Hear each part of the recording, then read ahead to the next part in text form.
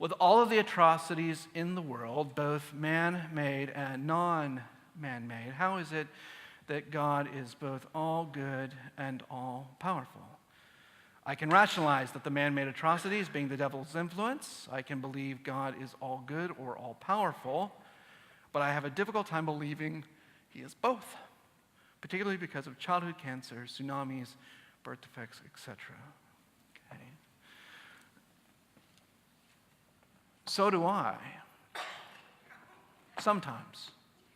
When you see a particularly gripping tragedy or something that is just so overwhelmingly evil, where there is just suffering that no one deserved.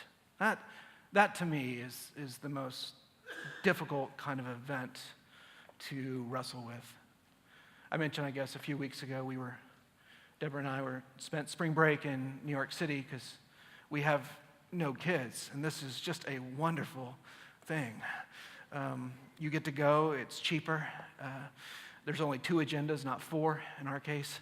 Makes life easier. But we went to the 9/11 museum. I had been to the fountains, which, if you've been there, cascade down into the ground. It's very moving visually. But I had not been to the museum that's underneath.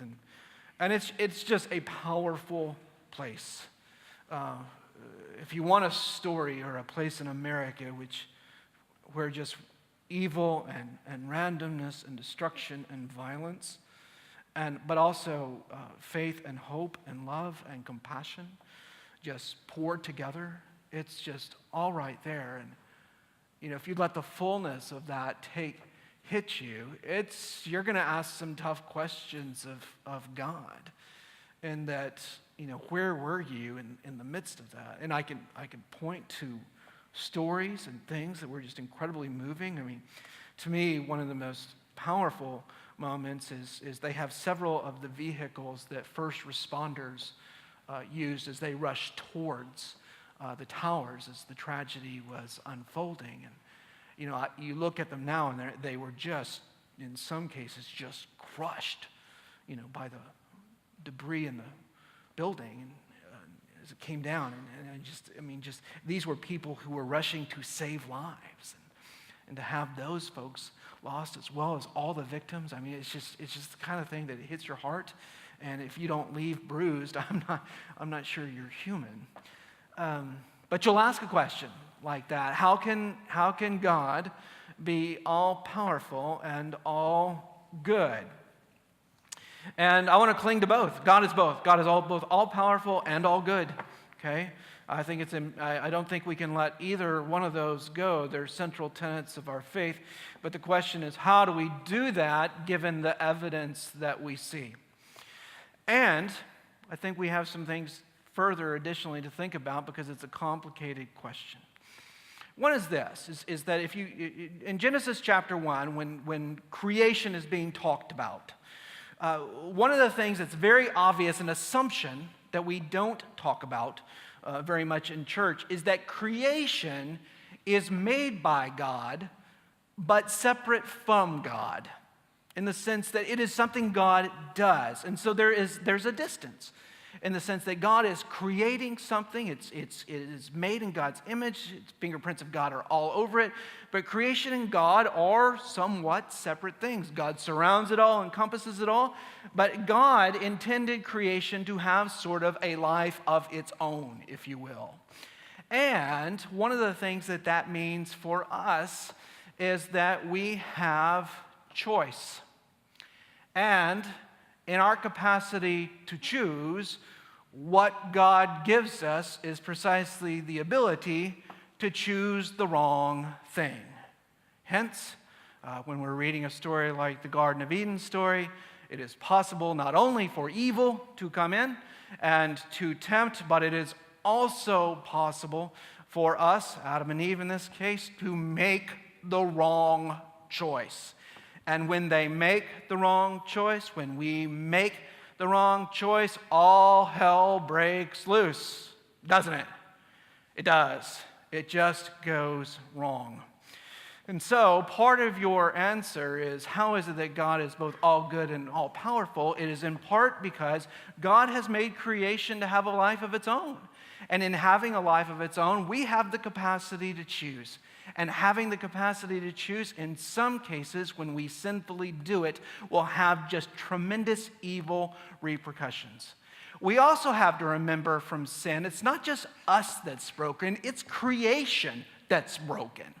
So when we see things like tsunamis and tragedies, this world is in the same boat we're in that it is conflicted, okay?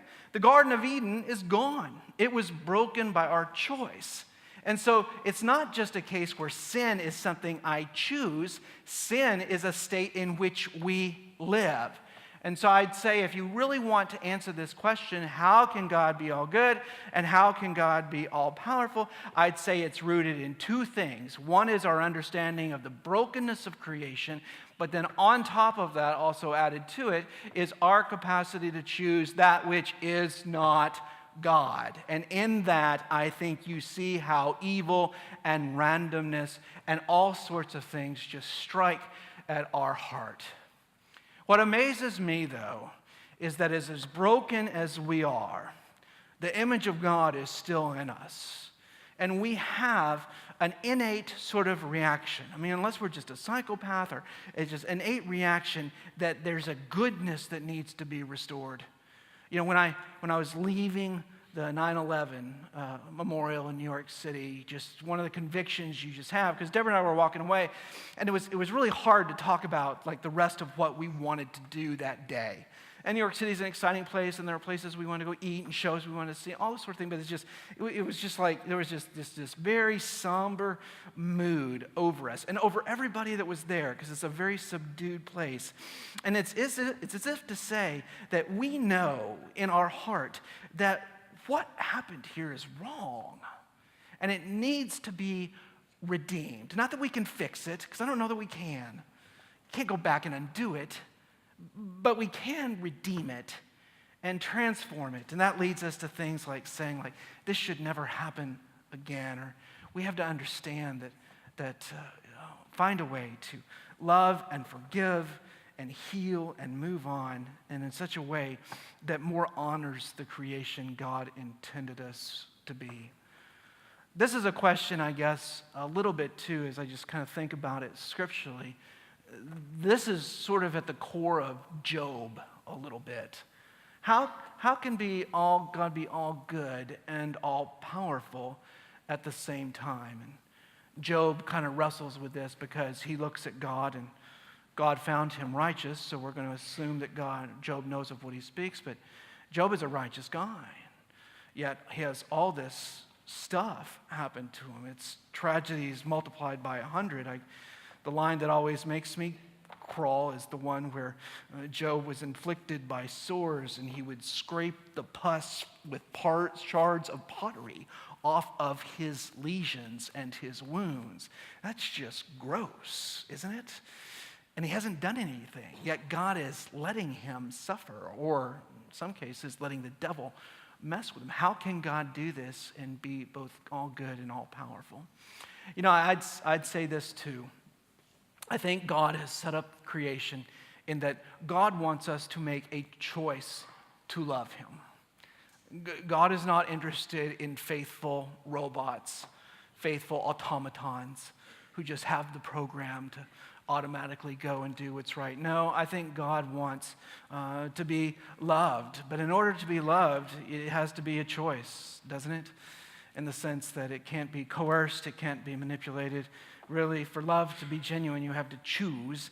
And I think just as God made a choice to love us through his Son, so he asks us if we would consider making the same choice. And when we do that, I find the world can be redeemed. People can be redeemed. Situations can change for the better.